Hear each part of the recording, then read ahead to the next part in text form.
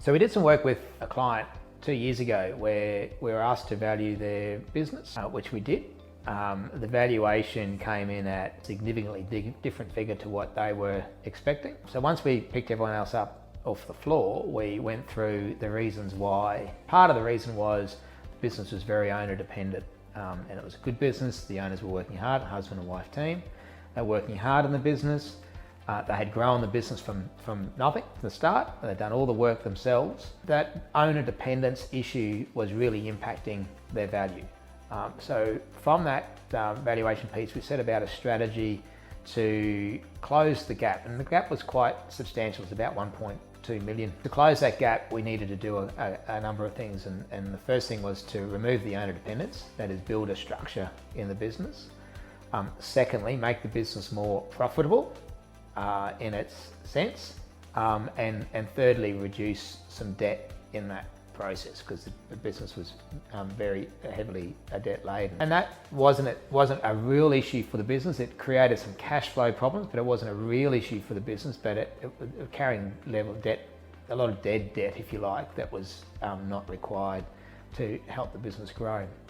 So to do that, we embarked upon a strategy of building the organisation and a management structure around. But we also embarked on a process of simple KPIs. And again, in this case, it came down to a number of units produced every day, with some lead indicators to that production and some lag indicators. And the lead indicators were obviously number of bookings. So as long as we achieved the number of bookings at the targeted return on each of those bookings, then we could achieve the production on each day. So what came in went out. We were in a position where we were going to drive the profitability of the business to where it needed to be. So the business was returning a higher profit than what the owners were drawing out as salary and wages.